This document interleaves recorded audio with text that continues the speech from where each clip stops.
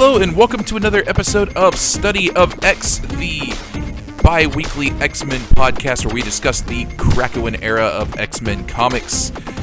We are coming at you live from the Hellfire Gala this week, and as always, I am your host, Tim. And joining me as always is Chris. I hope you brought your best, you're dressed your best, because this year is going to be a party.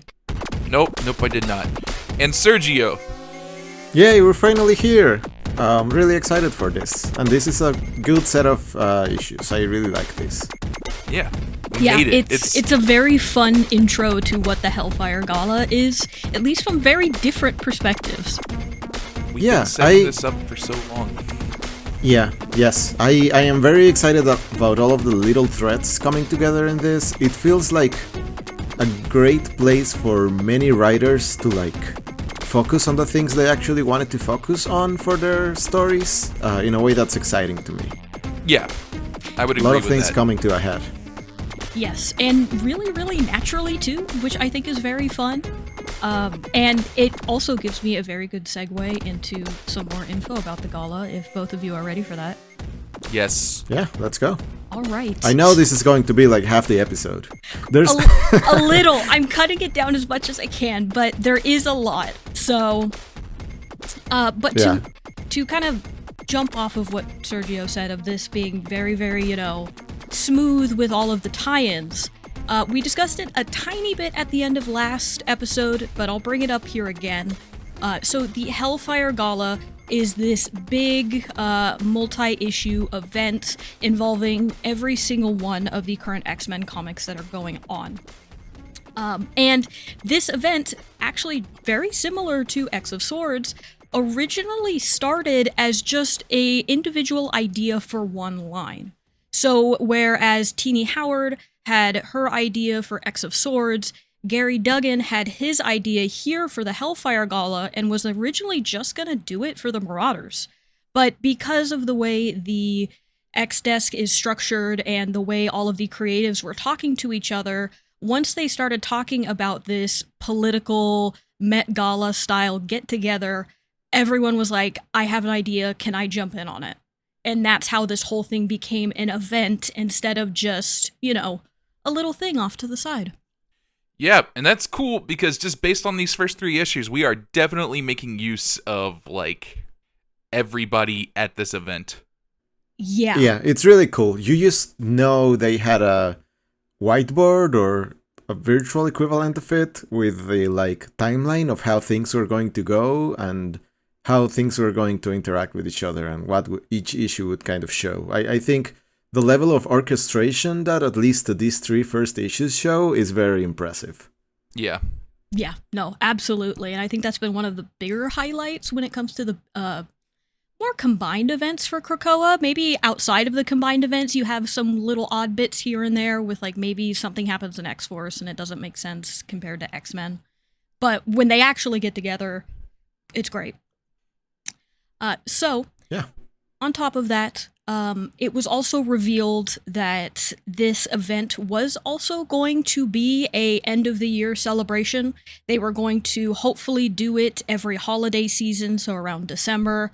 But again, that was just another thing that got pandemicked. So that's why this is coming out in June instead, and is going to continue to come out in June. It also kind of gives you a good picture of just how much plans had to shift because of COVID-19 the year prior. So that's a whole, 6-7 months of push for this entire thing. Yeah, it's like Christmas in July, except it's the gala in June. Yeah. Yes. So, one of the big things with this event was the art and the costume designs that were put on display. One of the first things that Marvel came out with when they announced this event was all of the costumes, well, not all of them, but a good amount of costumes that different X-Men were going to be wearing. These were all designed mostly by Russell Dauterman. He is an artist known for his design of Lady Thor, aka Jane Foster. And he's also done some of the covers for the X-Men comics that we have been reading. I believe he did a few for New Mutants, but I might be incorrect there. But he is the one who helped design pretty much everybody's outfit for this. And they went into talking about and advertising the Hellfire Gala as something kind of like the Met Gala. And if you don't know what the Met Gala is, I'm not going to go into a huge history of it, but what you need to know is it is a fundraising festival for the Metropolitan Museum of Art's Costume Institute in Manhattan. It is one of the world's largest, most prestigious, and well-known fashion events. And specifically how it works is typically celebrities, popular personalities, royalty from different countries will come here and will be wearing outfits designed by current, fashion designers. And each year has a theme. So sometimes it is, medieval themed. Sometimes it is a topic or an idea. It's very hard to describe if you've never seen it. I highly recommend looking up pictures of Met Gala fashion because it can be described anywhere from like something just very, very fancy to that person looks like a Final Fantasy boss. It is all over the place. And when you see the designs that are going to be in the Hellfire Gala for the X-Men, that is where a lot of it comes from, is from the Met Gala.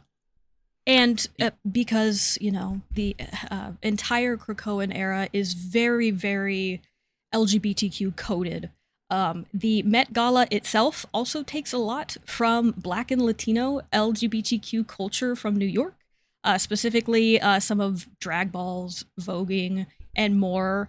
A lot of the themes that are then taken into the Met Gala originated from those areas. So if you weren't sure if Krakoa was a very, very queer era, it absolutely is. Yeah. So, as we jump into all of these, there was, again, a lot of lead up and everything, and there was a lot of focus on the costumes that everybody was wearing, including, they even made a 12-issue connecting cover variant of a bunch of the costumes as if they were on the red carpet. So I'm going to task you, who is listening right now, as well as Sergio and Tim, by the end of this event, I want you to pick your favorite costume. And we're going to go over it. So keep that in mind as we're going through this, that you got to pick a favorite. All right. You sent us a list a while ago with some, I think it's an article written before this started getting published, and it showed kind of the preview for certain characters. Yeah, these I believe are just other variant covers. Yes. So a lot of the costumes came out before the event as just a way to build it up. It was in covers.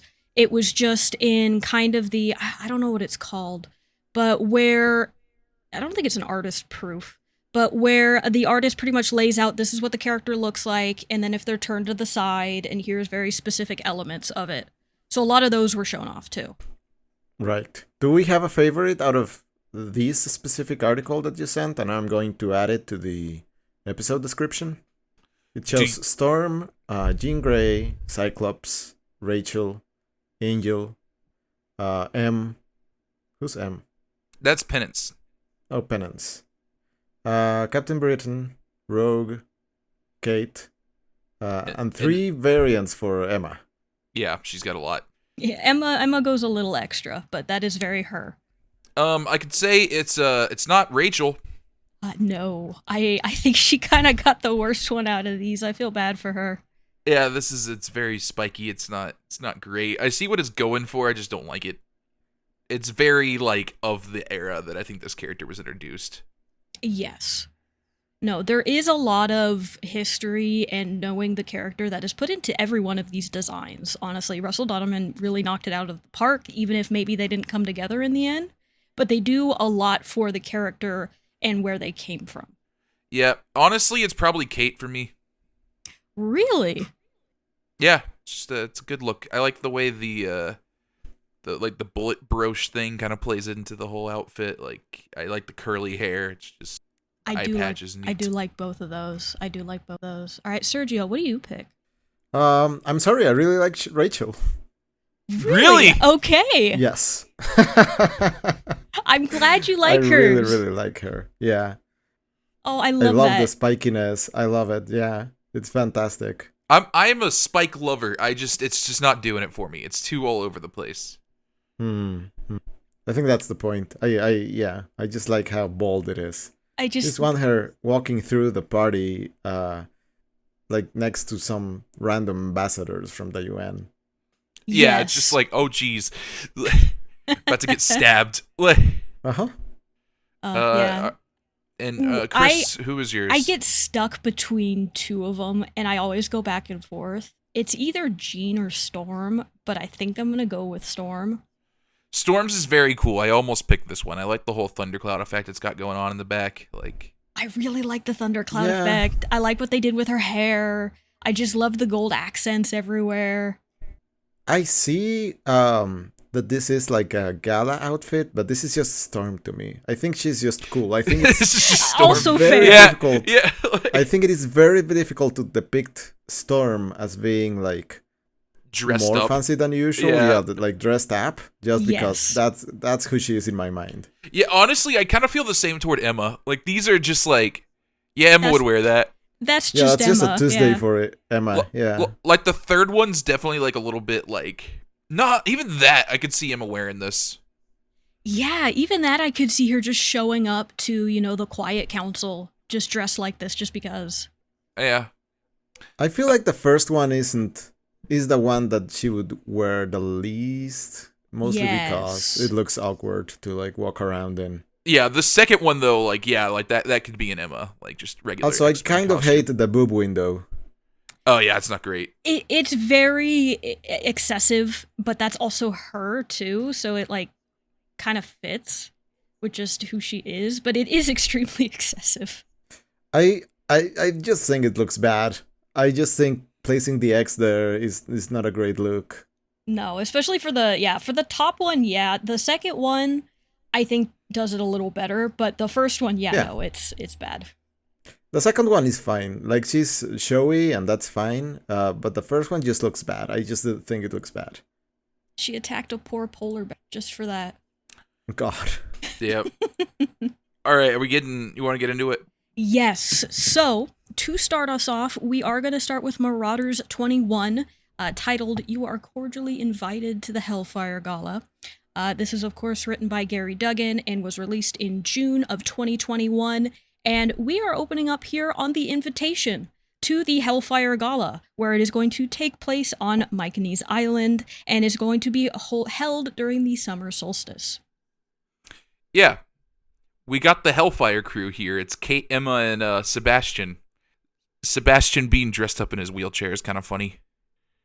I think so too. I appreciate that they have still kept that going, and he has not, decided to go for resurrection or anything. He is still wearing his beat down proudly. Yeah. We're talking about fireworks. We're gonna have some fireworks later. Yep, this seems to be taking place just right before the gala officially starts, with the three of them, just appreciating what they've been able to put together, as well as marveling at all of the various Earth and spaceships waiting to be let onto the island. Yeah, there is just a lot of stuff here. We get some private yacht-looking things. There is like a Metal Gear over here. Like an aircraft carrier, something that looks like a pelican from Halo. Like, it's just, we got all sorts of stuff. Yes, a lot of different people from different places have been invited here. And as, things are going to be starting off soon, we're also checking in with X-Force. Domino and the rest of the crew are here, and they're going to be playing security for the event, which is apt and accurate for them. Yeah. Yeah. They are opening up the gates to the non-mutants, and as we see that, we cut to New York as the Avengers prepare to go into the gate, who are just dressed as the Avengers. Yes, they did not really get the memo that they are supposed to dress in a Met Gala fashion, so they are just themselves. But as they go to the gate, they are met by Tempo, who gives them all a Krakoan flower. She says that this is kind of your ticket into the island, as also any after party. This seems to be what allows non-mutants to go through the gate, kind of like giving them like a pass card, just to be able to go through. And they enter, and they are the first to arrive. I like that the Avengers brought, like, the whole crew. Like, they got Blade and Robbie here. Yeah. Yeah, good for them, you know? Yeah. But yeah, Cap walks in, and we're happy to see him. We go next to the Fantastic Four arriving. Yes, they are here in their own ship, as well as Valeria and Franklin, which we mentioned this, back when we did the crossover with the Fantastic Four, but Franklin used to be classified as a mutant. This was later changed after that event, and he lost his mutant status. It was explained that his powers, which allow him to change reality, he was able to essentially make the X gene into himself, and then that went away. So he is now no longer considered a mutant, but he is still invited here today. Yeah, this is our first appearance of a non-mutant Franklin. Iron Man shows up, but shows up via flying. Yes. Him and Quentin have a very good stare down with each other.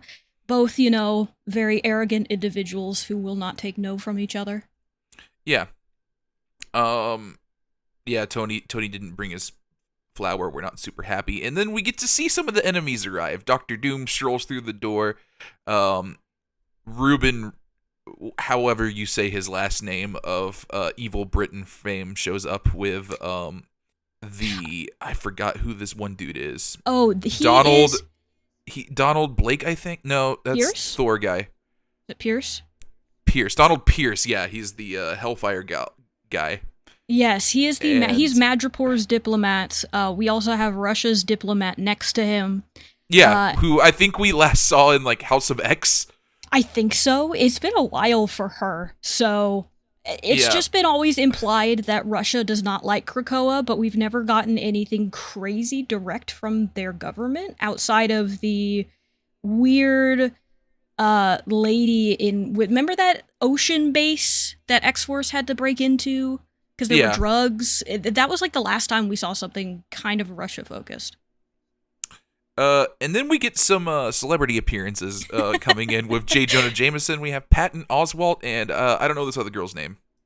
I believe that is Meredith Salinger. I actually do have a list here. So this was one of the things that Marvel touted as a advertisement for the Hellfire Gala. They specifically wrote an article about the, quote, many talk show hosts, sports superstars, world-renowned musicians, writers, actors, and other icons, including Emmy, Grammy, Oscar, and Peabody Award winners, as well as FIFA World Cup champions. So they run off a list of figures like Eminem, Conan O'Brien, Alex Morgan, Megan Rapinoe, and a lot more as showing up during this event, and we are going to see them. For this issue in particular, we're going to see Jimmy Kimmel. Hold on. Let's we're gonna get to save them for when we come. Yeah. Okay. We'll get to them because it's very silly. I think that's ridiculous. I get why they did it, because it's like, look, we can have all these, actors and everybody in here that people recognize, and it's just very strange to see them sitting across from, like, the Thing. Yeah. Also, their AIM buddy shows up. Yeah, it's Ned. Yeah. I love him. I'm so happy they got him back from Giant Size and they invited him. That's so sweet. Yeah, dude comes strolling in with a flower, just fist bumps Jean Grey. Like, hell yeah, dude. Wearing the AIM outfit. Yeah. The anti-mutant AIM outfit, which, okay. He does have like a collar thing he put on. Yeah. He does. Yes. So I do like how he did dress up a little bit, but I don't know. I love that. I love he's here. Doctor Strange shows up, remarks that he's happy to be underdressed. It's a very good it's a good bit. And then we get Xavier, who shows up for the first time in his outfit, which is very gold, very white. Yes. I kind of hate it. I also don't like it. I don't like it either. I think it's a little too, it's trying to be almost, not regal, but almost godly in a weird way. And I don't like it. Him and Reed see each other. Reed, who we last saw getting his mind messed up by Xavier, whispers something threatening in his ear that we don't hear, and then walks away, which... That's good. I like that a lot. That's really good. That is very good. I like that as a follow-up to that event of, Xavier crossed a line, and it looks like Reed absolutely figured it out. Yeah. So, but the kids wanted to come, so he's kind of willing to humor it. And we do see Franklin here talking to his bestie, Kate. Xavier throws some shade at him, which is kind of uncool, but yeah, Kate's pretty happy to see the kid. It's sweet. I like seeing Franklin and Kate interact. I do too. They're very sweet with one another, and they're good friends. Again, very Xavier to just be like, yeah, it's nice of the humans to come in, and he's just staring at the kid. Yeah. I really like this opening. Just like this first like couple of pages are just like very strong. Like I just setting up all these pieces immediately is just like, oh, we're gonna get into it, huh? Yeah, it immediately kind of lays down, okay, there's a lot of pieces here. There's a lot of politics here. There are relationships. There are potential problems. There's a lot already in these first few pages. Yeah. Yeah, you can feel a lot of like payoff in all of these little interactions between people, which are a lot of fun to read about. And they're basically what most of these 3 issues are all about. Like, there's nothing really popping off in any of these. It's just all characters, hanging out and being rotated in a writer's mind in interesting ways. Yes. Yeah. And yeah, Emma shows up, starts doing some telepathy, tells everybody she's happy everybody's there, and this is the first of many Hellfire Galas. Beast is upset to hear this. We're quickly moving on to we got a virtual concert here. She's gonna play a living single string instrument. This is a mutant named Rhapsody. She's gonna play it in your mind. Yes, I do like this showcase because she does. She comes in and sits down with this instrument. We then get a cut to Ruben and also our friend from the X desk, who we have found, unfortunately, is not a good person. And the two of them are kind of, chiding this little thing until it starts. Because Jean and the lovely children of Emma are going to not only send out, into everybody's minds what it is like to play this, but to play it at Rhapsody's level. So everybody in the crowd who accepts this, which is pretty much everybody but Doom. Doom shrugging this off is such a good, Doom would do that. Yeah, he'd be like, no, thank you. But everybody in the crowd gets to experience what it is to play at a high level as if it was a symphony. And it is apparently a very, very moving moment. Yeah. You get the thing remarking how he wishes Aunt Petunia could hear him play, and Doom is just like being grumpy. I love it. It's so sweet. Yeah. Ruben calls it a cheap stunt while we get our girl Dolores here just saying it's astonishing. We're still a little bit different here. Yeah, just a bit, and I do appreciate that they did show that divide here, because we are also going to see as the Russian ambassador is going to move in and start, making talk with the British ambassador and the representative from the Verendi government. So it is good that all of these players are now here doing this. We then cut to, I believe it's Bishop, Shinobi, Pyro, Iceman, and Ned playing dice on, the patio. Or, the balcony, I believe, and the thing comes out, and he's just like, why didn't you invite me? Yeah, he's like, I love doing this. What's wrong with you? Yeah. I actually really like Shinobi's fit. I do too. It's not quite a fade from black and white, but it's almost like a tattered, and it's really nice. Yeah. Bishop's is okay. I wish I could get a better look at it. I don't like Iceman. No, Pyro. Iceman's is rough. Yeah, Pyro's is okay. But we are going to move away from that short little moment back to Emma, who has done her first costume change. We gotta talk about its gambling time. I'm sorry, or at least mention it. That's true. It is gambling time. And he rolls the dice. I hope he rolled well. I don't know if he does. We're going to cut away before we see. Yeah. But Emma's here with her costume change, and we have Banshee here, who is actually going to talk to her very briefly. She mentions that she's grateful that he accepted the invite, and he mentions that he got both of them, but seems to be about to decline one of them before she says, hang on to that. If you're going to give me bad news, it's not going to be tonight. Yeah. I feel like she was just talking about or working on getting another person into the Hellfire Trading Company, and I can't quite remember what position she needed to fill. Do either of you remember? Because that's the only thing I could think of why she would have reached out to Banshee. Yeah, I don't know. I guess we will probably find out on this soon. More than likely, just so it's being put off now, but I would imagine we're going to see it pretty soon. But right after that, Emma is going to be called away because she senses a disturbance. As we get, who I believe are Run the Jewels. Oh, you mean Michael Render, a.k.a. Killer Mike, from Dungeon Family Outcast fame, with Jamie Mullane, a.k.a. LP, of the underground Brooklyn scene, who were put together by one Jason DeMarco, of creator of Toonami fame. That Run the Jewels, that group. That is a crazy rap sheet for them, and I kind of love it.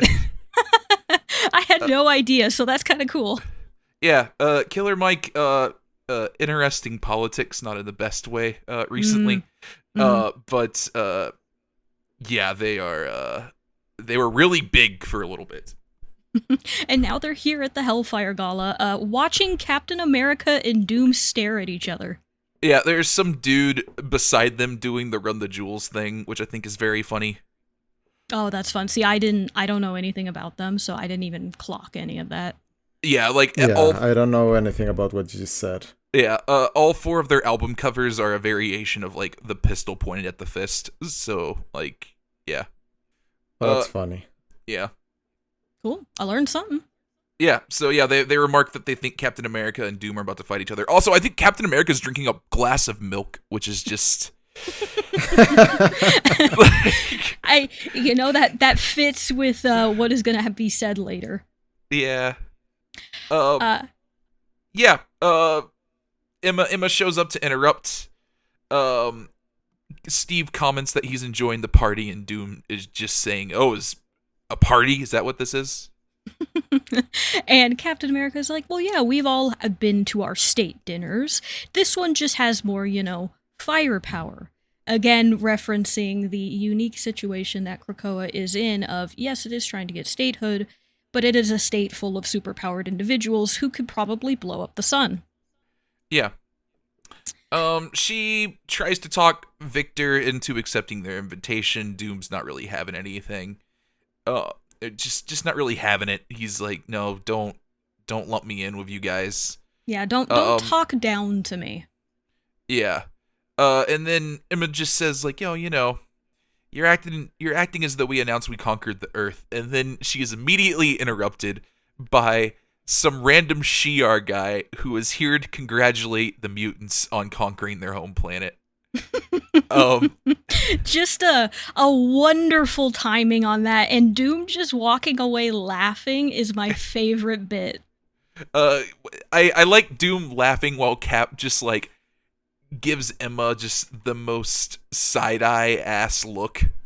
Of I'm just gonna sip this milk right here and not say anything. It's like Jesse from Breaking Bad drinking the water. Yes. Yeah, of this is really uncomfortable, I don't want to be here. Yeah.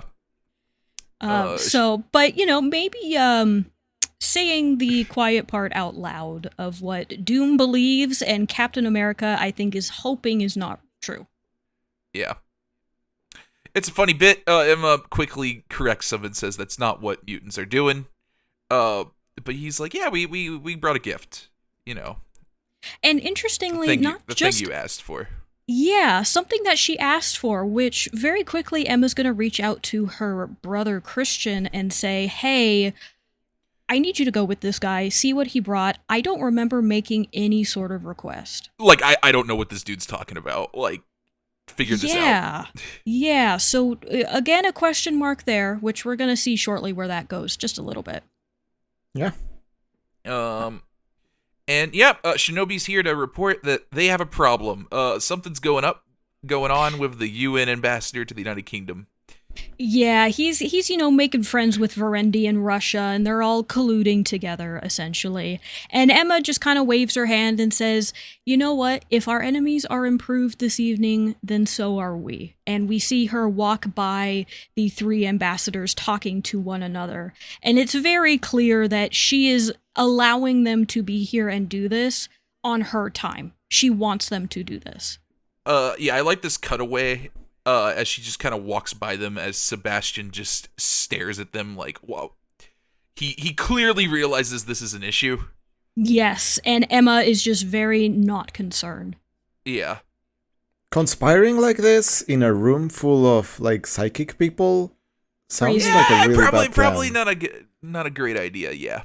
Yeah, just very, very odd timing to do, but hey, I guess like, wouldn't it be better to, like, pretend for like a couple of hours and then go off to your like private place and do that negotiation there, do like the evil dealings there, and not in the place where there's a bunch of mind readers around that you know of? Right? But yeah, I don't know. And apparently whatever they're discussing is world-shaking news. So, and it's centered around Ruben. So yeah, I don't know that this is going to be like them playing 4D chess. I truly believe this, like, they're this stupid. I could also see them doing that. So we'll see. Emma is at least very confident. Meanwhile, speaking of Madripoor, I would be too. Yeah, the Verendi kids are here. Hey, the kids are here. They're probably not drinking alcohol, but it looks like alcohol. Either way, they're here too. And we're going to get this very odd moment where the Cuckoos notice that Wilhelma is here. And they're all talking together, and they notice her and they say, that's weird. She hurts. She's hard to look at. How did they not know? We need to make her remember. And they seem to all work together to bring something on Wilhelma's memory back to her. But that is all we're going to see. Yeah. I hate the way the Cuckoos look, by the way. They look like nuns. They do look like nuns. Yeah, I don't really like this look either. The bangs aren't helping. I think if the bangs were better, it would help, but... Yeah. She asked the Hellfire Inner Circle to meet her outside. We gotta have a toast before the fireworks event. Got a couple more cameos here. Do you know who these are? One of them is Conan O'Brien. Yeah. I don't know the other one either. I was asking you. This might be Jimmy Kimmel. That might be Jimmy Kimmel. I know there's somebody down here by Wolverine on the right, whose name I forget. I want to say the gentleman in the front on the left might be Prince Harry. He is mentioned to be in here somewhere. So, yeah, yeah. But yeah, just there's hanging gotta be like a Captain Reddit thread documenting all of these. There is on the Marvel Comics wiki. They do thankfully put the appearances of everybody who's in the comic, but they don't point out who is who. Yeah. Which is funny because some of them are first appearances. Others have been in other comics before, so it's very silly. I need I need like a list and a picture besides them. Yes, same. I don't know celebrities well enough to go by looks. Truly, I am free from that. From that hell. We cut here to we get another group of people around. Vindicator is of Alpha Flight fame is chatting to Kyle and Northstar, who Northstar was on a Alpha Flight with him. Mm-hmm. Vindicator is apparently having marriage issues.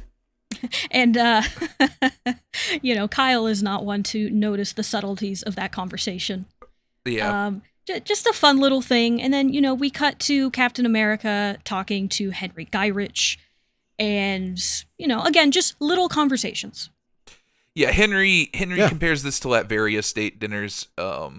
So, yeah. Ooh, not a good comparison that you want, honestly. Yeah. Emma, meanwhile, completely misreading the signals, which I think is very funny. She's going to just like, oh, you know, a little something there with Cap, a little something there with Yeah. Steve Rogers. Yeah, she's talking to Kate and is like, you know, there was something the way Rogers looked at me when we were talking about Doom. I bet there's something there. And Kate's like, he likes baseball games. He wore the same uniform for a century and he drinks milk. Yeah, and then she's like, she starts kind of fantasizing about it a bit, and then it clicks. She reminds Steve of his mom. Who was born at the turn of the previous century. And she is horrified by this idea that she reminds him of a woman from a time well before this one. Yeah. But we're going to cut away from that because Emma has called all of the Hellfire Trading Company together to toast and celebrate for this night that they have put together. And it would not be possible without everybody's hard work. So this is everybody that we know. You know, we've got Kate, we have Shinobi, we have Sebastian. Unfortunately, we also have the Fenris twins. I forgot they were still technically in the Hellfire. Yeah, because they showed up once and then never again. But no, the Nazi twins are still here. They are still in the group. So unfortunately, they are here. Emma is hopeful that they won't need a black market. Sebastian thinks we might only have the black market. Yes, because as she says, tonight we will bring this entire world together. Yeah. Uh-huh. And we get Not ominous at all. Not at all, especially because we cut to the title card, essentially, and then we're hitting a time cut, which is my favorite. So yeah, it's a few minutes after midnight. People are walking out holding their heads, and there is concern in the air. Yeah, there's a gentleman here on the phone saying to sell everything in his entire portfolio in a certain sector. The Russian diplomat says, I need to come talk to Central Command right now. People are not believing their eyes. Some are walking away being like, I need to go to a psychic-proof chamber to talk about this. Something just happened. Yeah, the Brazilian ambassador mentions you are going to galvanize humanity in a way it never was. To confront the threat posed by mutant kind. Yeah. The Avengers are walking out like, I hope you guys know what you're doing. Yeah, Doctor Strange says, I don't want to comment yet. Captain America, I think, has a bit of a better one because he's talking to Scott. And he's like, well, I do think you just solved one problem, but you made a massive problem on top of it. Yeah. And that's it. That's the issue. Yeah. What's it gonna be? We don't know what just happened, at least not yet. We haven't gotten to it yet. But that is going to be the end of this story. It is not the end of this issue, because we actually have a added on in the back. It is a tale of Hellfire Gala's past. I don't know about the both of you, but I do think we can just skip over this. I did not read this. Oh, It's sweet, actually. I would recommend reading it, as very old as it is. Claremont stories, especially from the 80s, have a very certain style to them. I actually don't know if this is from the 80s. It is, actually. Oh, okay. This is just like a reprinting of it. Okay. Yes. So this was a story printed in Classic X-Men number 7 in 1986. Okay. I didn't read a lot of those. That's probably why I never... Yeah, so this was kind of a shorter story that was mixed in with a bunch of other stories. Essentially, this shows us one of the Hellfire Galas back when it was a New York secret club. But also, it is the death of Lords Chantel, who we talked about during the last issue of Marauders. And this was the person that Sebastian fell in love with and then is murdered by Sentinels. So this is the story of where that happens to her. Have we talked about Chris Claremont on this podcast before? We have a little bit, because it's really hard not to talk about him because he's so instrumental in the current X-Men. But, you know, we've just kind of brought him up. Like, he's a name who's always there. It's Papa X-Men. I mean, like, not technically, but, like, basically. Basically, like, okay, yeah, Stan Lee did make the X-Men, but Chris Claremont made the X-Men. Yeah. If it wasn't for him and, Rhyme and Cockrum, I think. with giant-size X-Men, Yeah. we would not have the X-Men. It would have stayed a dead story, I think. Oh, no, for sure. It was dead for, like, half a decade before they started doing it. Yeah, and they just passed it off and went, yeah, sure, kid, you can give it a shot. It was like, can I X-Men? And they're like, yes, you can X some men. And he's like, yay. And then made one of the most popular superhero teams that are out there. Yeah. If you are ever just, like, unclear of what this man's contributions were, you can find a list somewhere of characters that he created, and it's absurd. Like, it's like, every important X-Men. Yes. Do you like this X-Men character? 80% of the time, it is going to be a Claremont character. Yeah.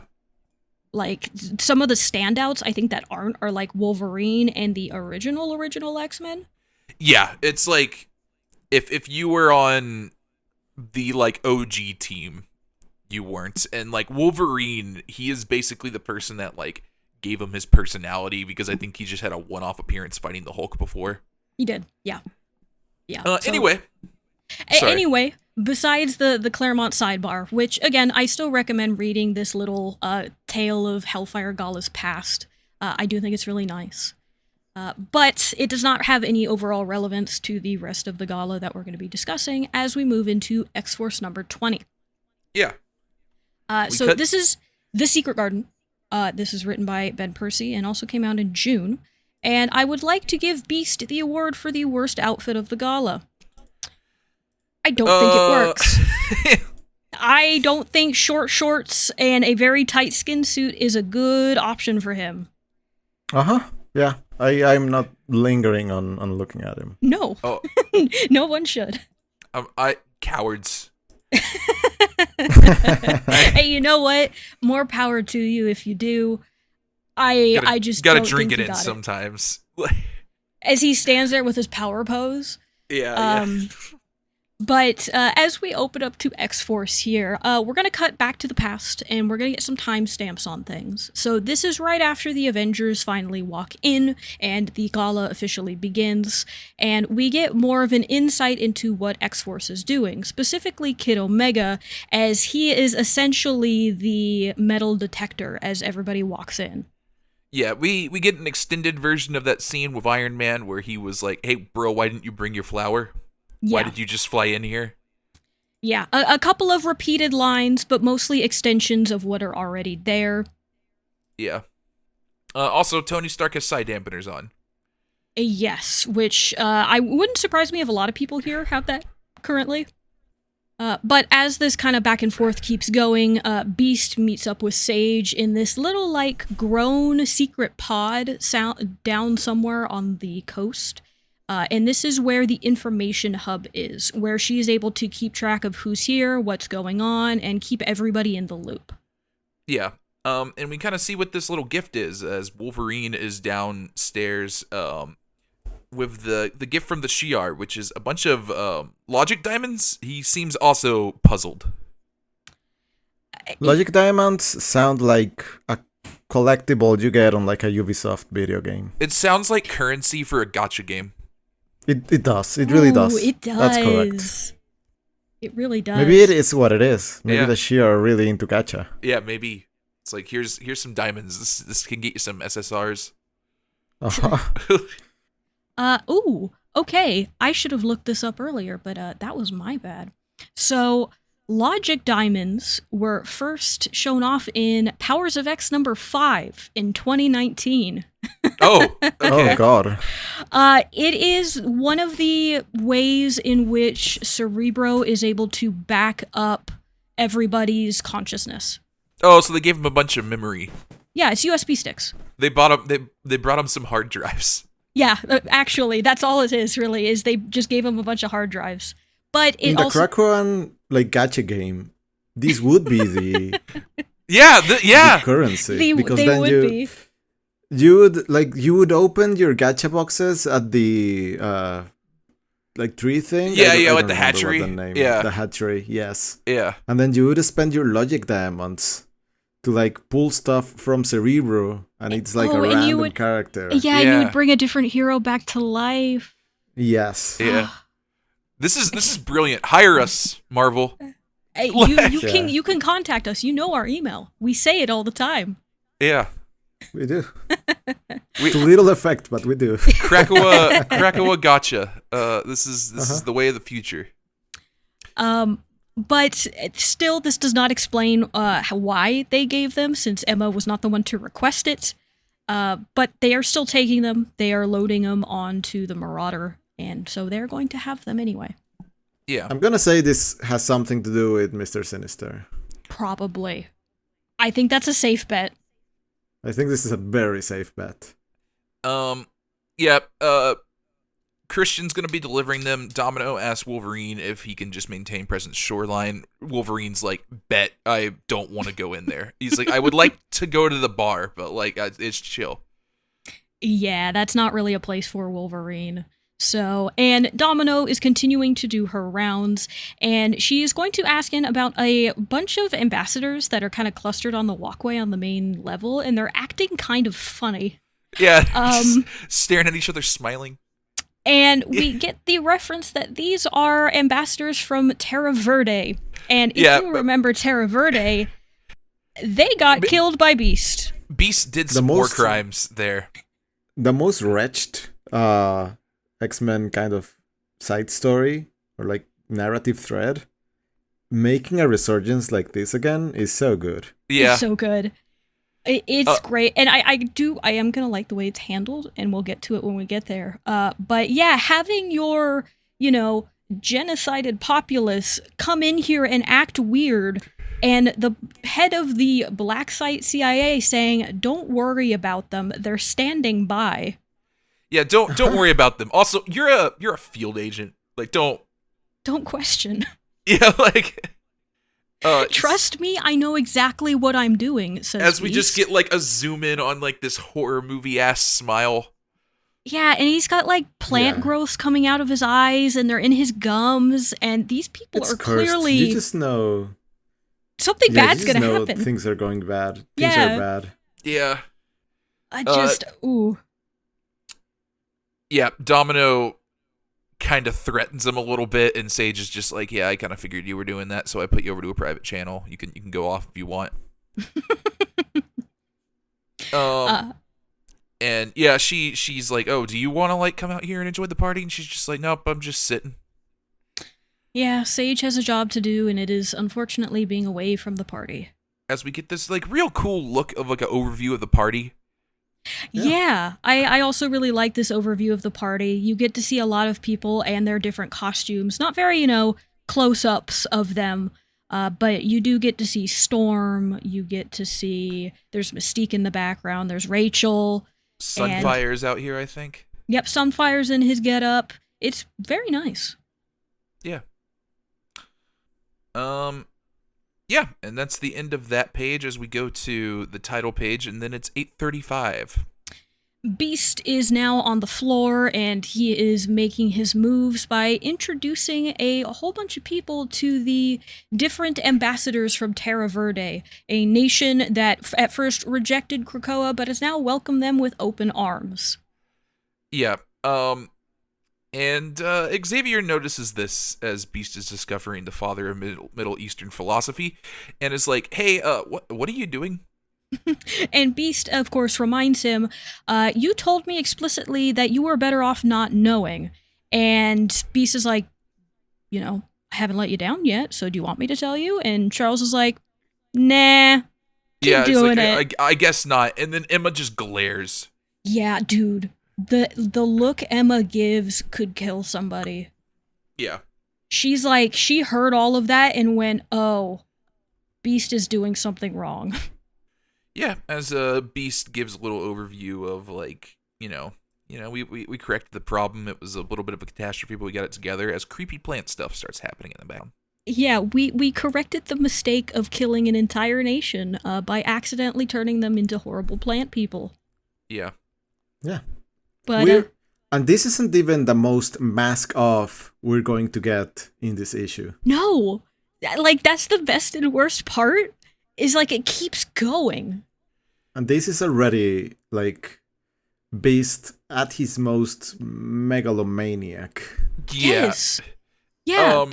He's going to talk about here how, yes, the Telefloronics did take over the populace, but now that I got control back, they're flourishing. There is no crime, no poverty, no hunger. We take care of them as they take care of us. Like, dude. Read the next line. Yeah. Yep. Some might call it a banana republic. I like to think of it as a docile garden, and we're doing some serious landscaping. Like, shit, dude. Oh, man, he jumped so far off the deep end.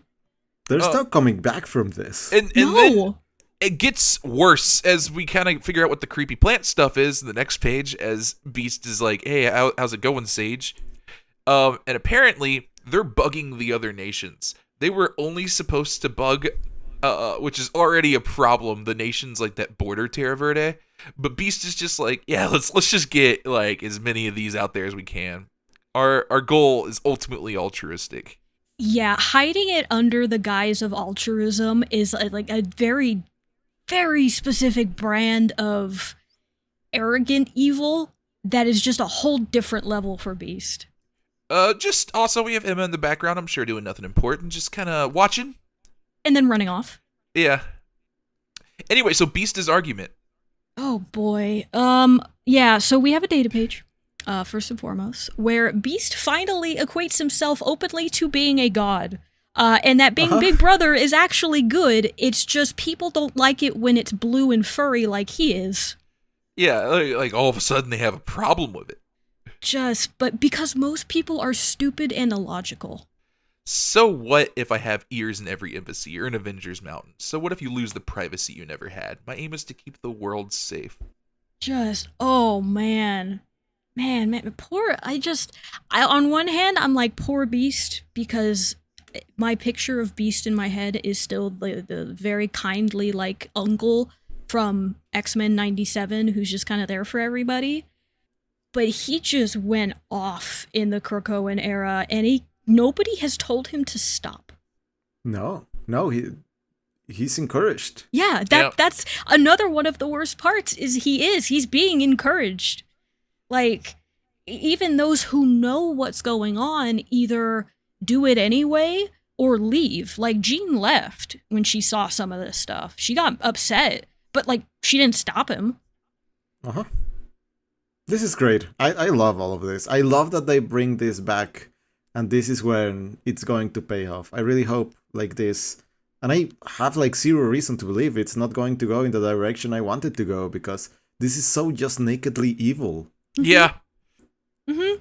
I cannot wait to see where this goes. I feel like I'm going to be satisfied regardless of whether he gets, like, just a little penalty, like a token, please don't do it again, like slap in the hand, or if he goes into the pit or something like that. I'm going to enjoy it anyway. It's going to be ripe, like, for discussion. This is the stuff I like. Yeah, it's very good. And I love how hard they're going with it. It's fantastic. Him calling it a banana republic without being prompted. Like, he knows what he's doing. Yeah. It's not like... It's not good. Yeah. No, he fully knows what he's doing. Yeah, and I have criticized in the past that this is a fictional country that seems like an amalgam of, like, South American and Central American countries.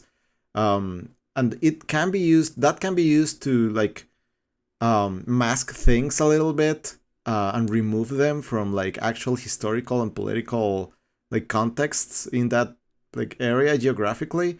But him referring to this as a banana republic, like, brings it back entirely and, like, places it in a very specific political context in a way that I did not expect to read from an X-Men book. Yeah, it's very nakedly, like, this is what it is if you are not clear. Yeah, like, the metaphor, this is no longer a metaphor. This is something that just happens. This is just plain old colonialism. Yeah. Mm-hmm. Which is fantastic. I love this. Meanwhile, other things are happening. We need our comedy break. Yeah. We do need a comedy break. And who better to deliver it? Yeah. It's 9:30. Wolverine minding his posts out on the coast here. he notices something coming up. Coming out of the water. Yeah. What could it be? We got an incoming bogey. It's Deadpool wearing a rubber ducky inflatable tube and a harpoon gun. And he is upset that no one invited him. Yeah. He's got rubber flamingos around each. Yeah. It's arm, like too. the flamingo floaties. Yeah. It's lovely. He shoots a net. It's not a harpoon gun. It's a net gun too. Yeah. And he just nets Wolverine and was like, "Hey, I'm a mutant. I should be here. I'm not a mutant. I'm an honorary mutant. Why didn't you invite me? I was part of X-Force." Yeah. You know, Wolverine is correct. This is a diplomatic summit, not a keg party, which is funny considering the next issue we're going to talk about. But the two of them very quickly break out into a fist fight because they both have a healing factor, and this is how they settle their differences, is by fighting each other. I love the fourth wall break here about how about me and you work on a data page. Oh, Best yes. line, I think, might be my favorite line so far. Yeah. Period. It's so good. It is a really good little joke. But Sage sees this and calls Domino over to go and deal with it and help out. And as that is happening, we see Emma arrive to where Sage is and is looking very menacing. Yeah. Is something wrong? But we do have to cut back to the Deadpool fight because Domino is here now and is going to very quickly put Wade into a timeout because after Deadpool shoots Wolverine in the face, he gets landed on by Domino and then she just lights him on fire. Yeah. Yes. Don't fuck with X-Force as she just burns him alive. And yeah, it's Deadpool kind of remarks on this in a fight, but they can kind of go nuts on each other, and other people can go nuts on them because healing factor.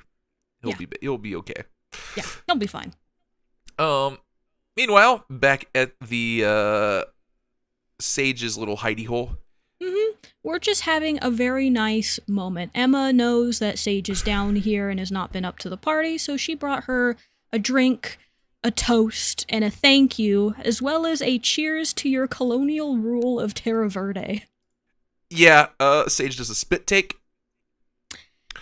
And Emma, I think Emma's gonna handle this. I like the way she handles it, but she very much is like, I know it's not your fault, but you gotta knock it off. And the other thing, too, is Emma's not doing this from a place of, we are hurting the Terra Verdeans. She's coming at this from, you are going to ruin this country and mutants. So don't pretend that this is an altruistic thing for her. No, this is still entirely political on her end.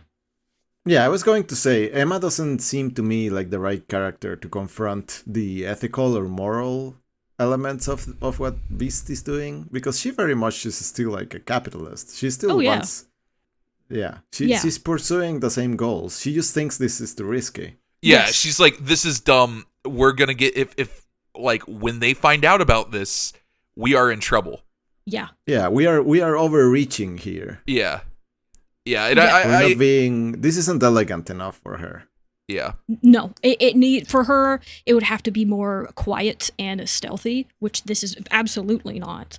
But at least, how do I put this? Somebody is at least saying stop. She is not coming at it from a correct standpoint or a moral standpoint, but somebody is telling them to stop. Yeah. She's like, get them off island without incident and decommission the fungal spy network. Like, we're done with this. But as Sage is looking to do that, it's down. It's been corrupted. Someone's hacked us. Oh no! We see a guy splashing water on his face as he just turns into a plant monster. Dun dun dun.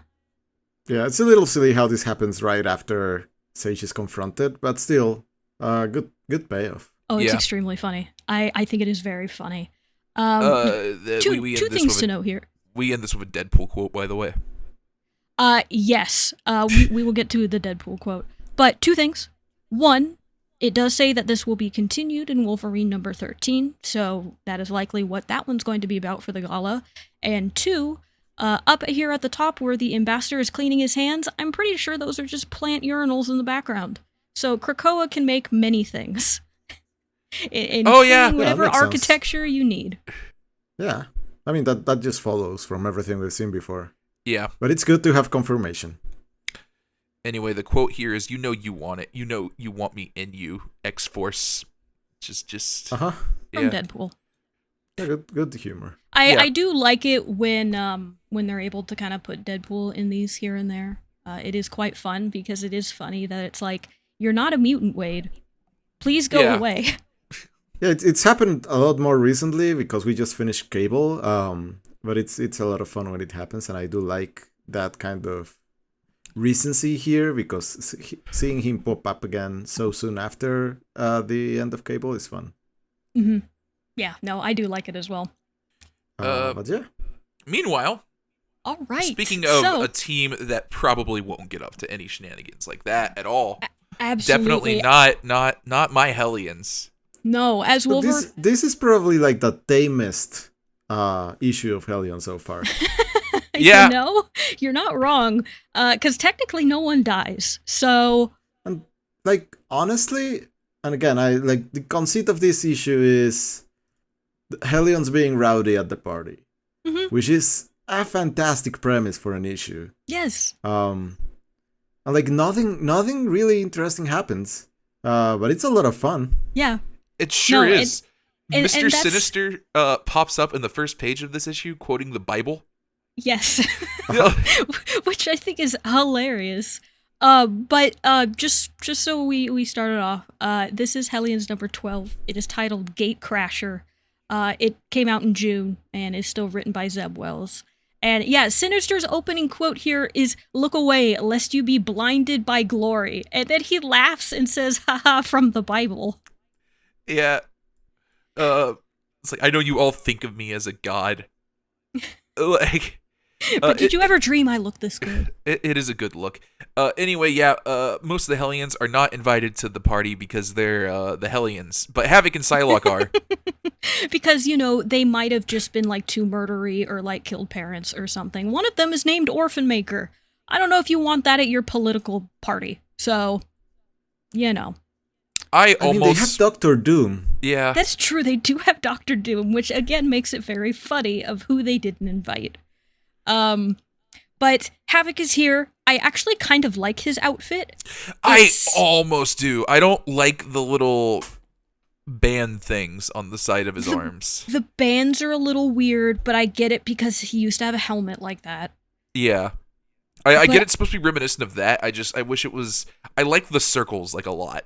Yeah, the circles are. I think it's fine. They look very Doctor Who-ish. Yes. Yeah.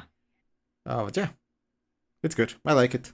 Yeah. The rest of the Hellions are a little bit jealous they're not going to get to come. And then we get Psylocke. Who has her wonderful outfit, that leaves a Grey Crow absolutely flustered.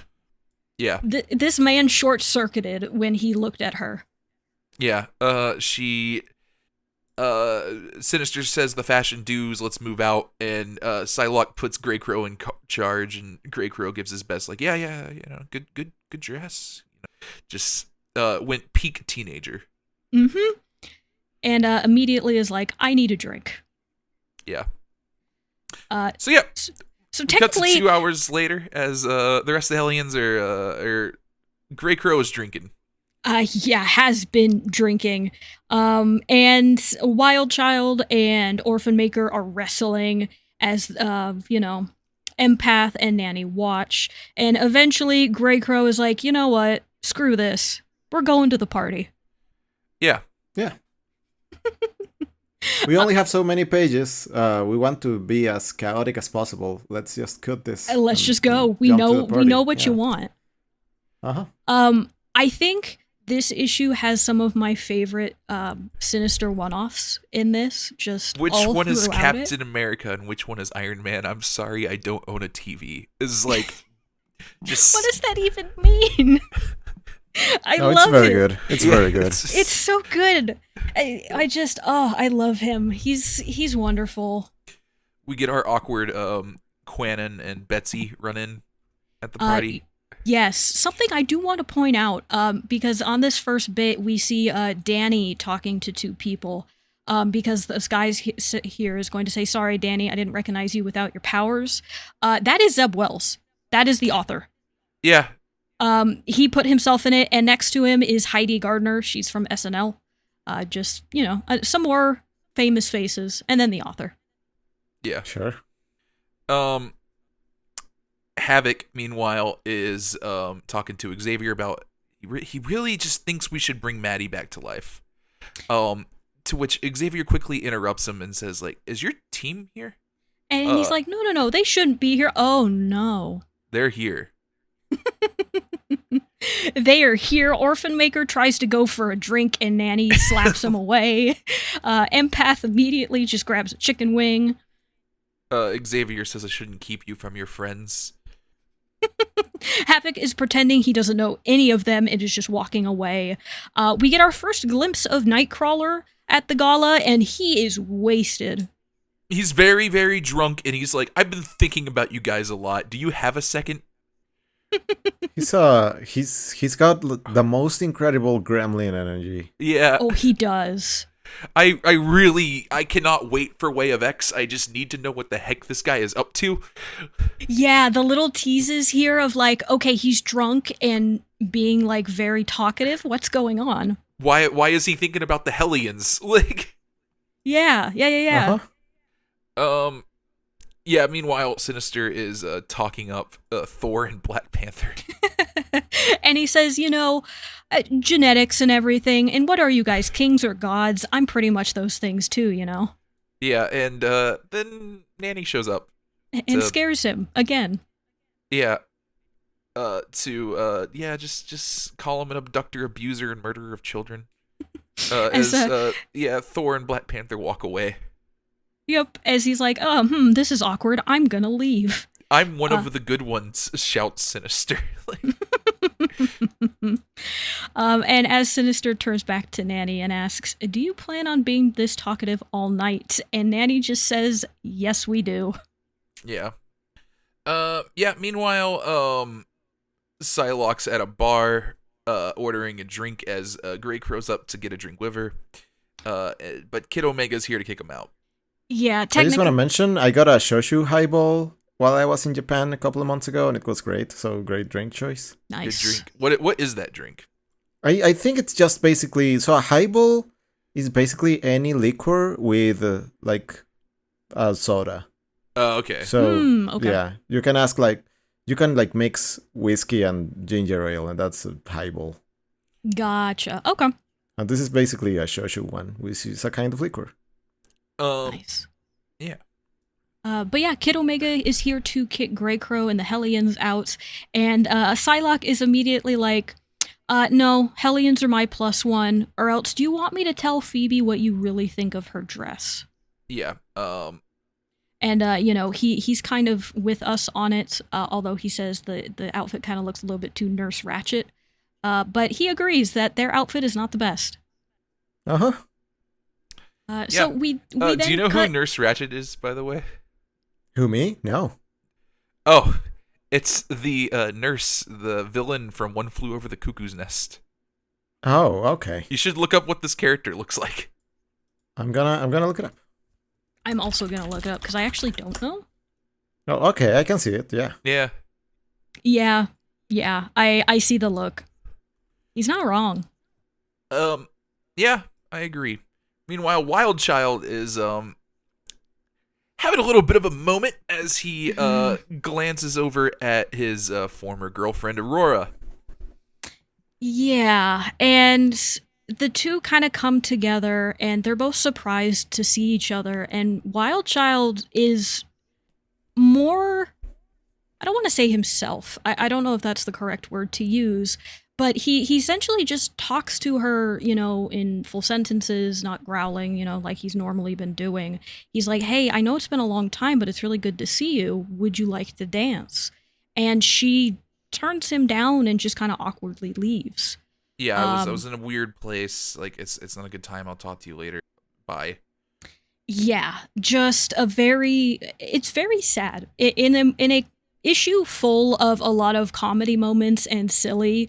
There's this really touching moment of like, oh, Wild Child is trying to be better and trying to be happy, but the person that he wants to go after that's not her anymore.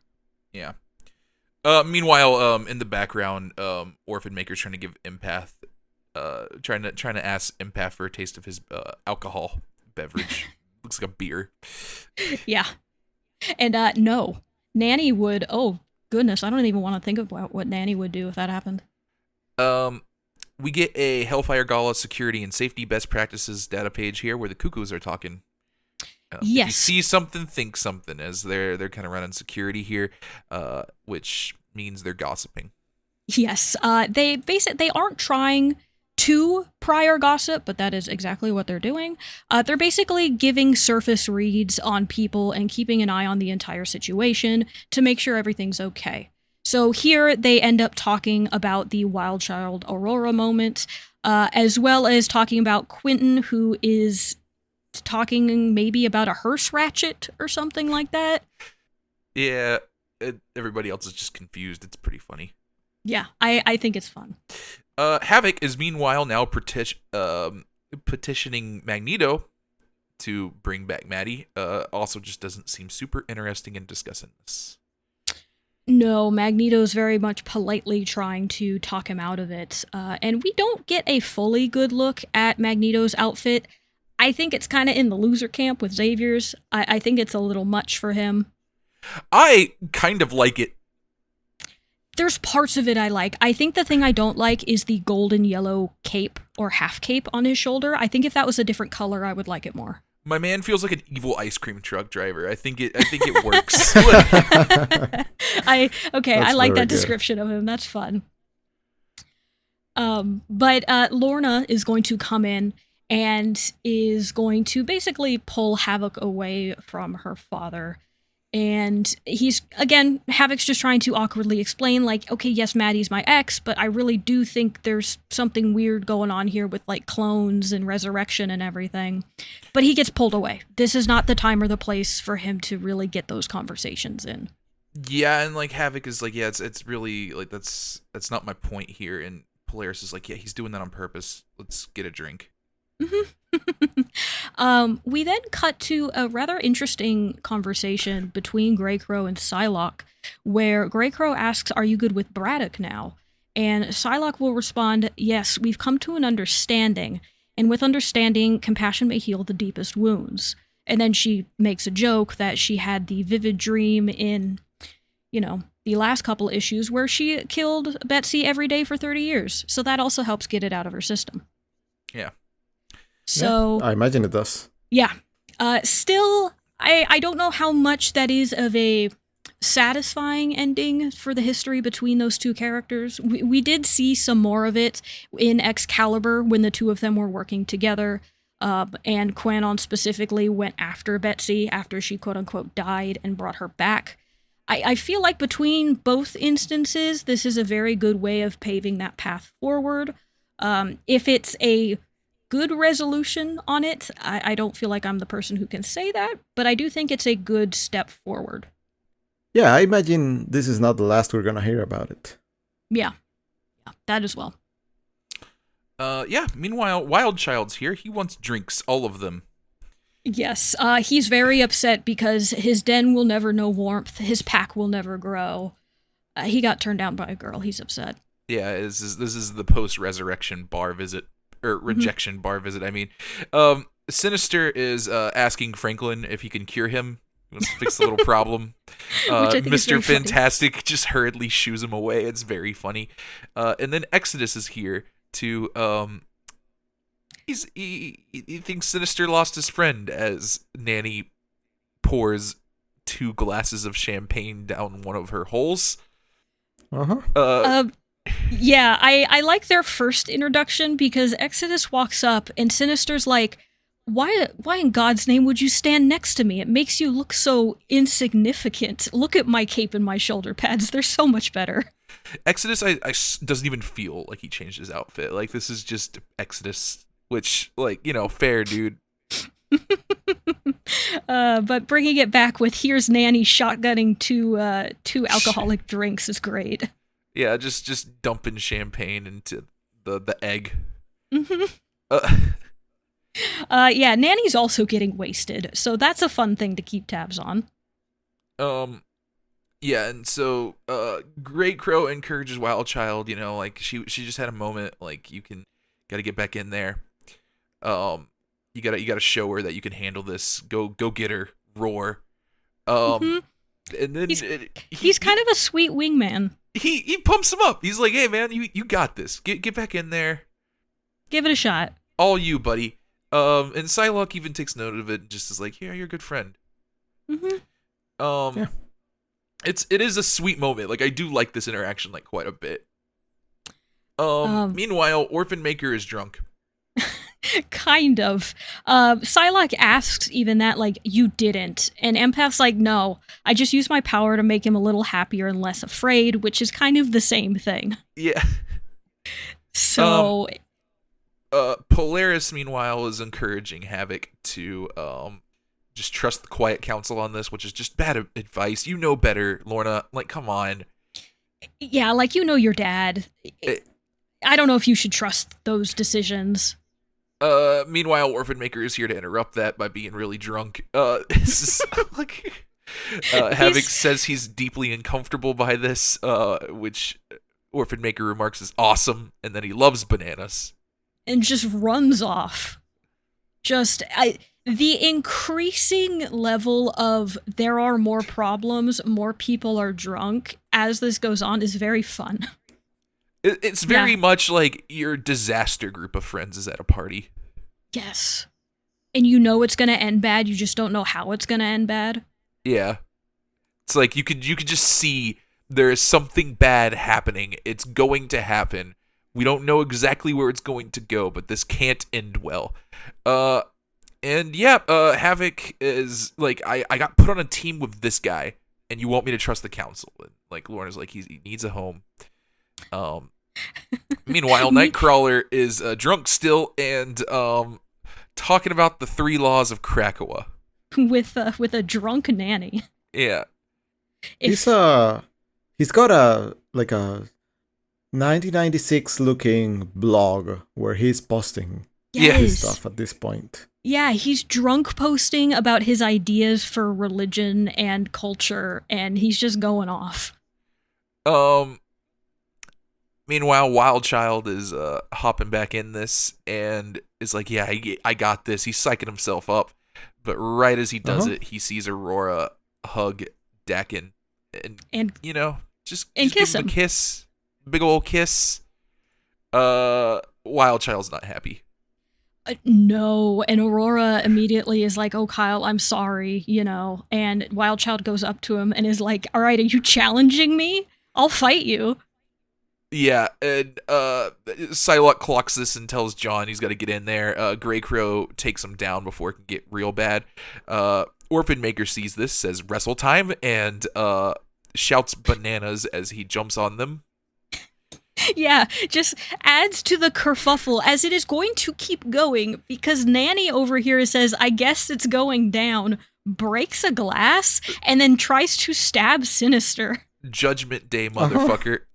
Meanwhile, Empath is enjoying this quite a bit as 2 of his old teammates from the previous Hellions show up, Cat's Eye and Roulette. They're not a fan of him.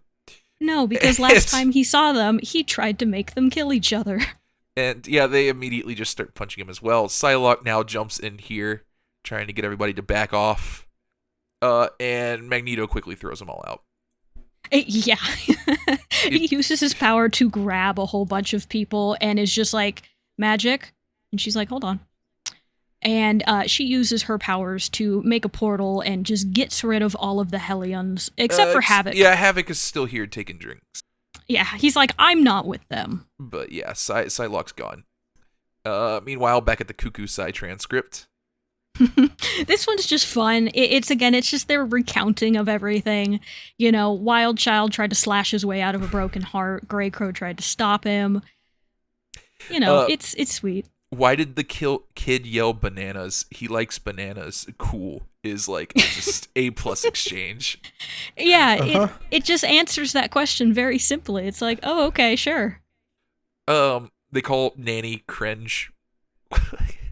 Yeah, and one of them is even like, well, maybe, Nanny and Sinister are kind of into each other, and they're like, no, not at all. Yeah, they ask him what his type, or someone asks what his type is, and he's like, himself, clearly.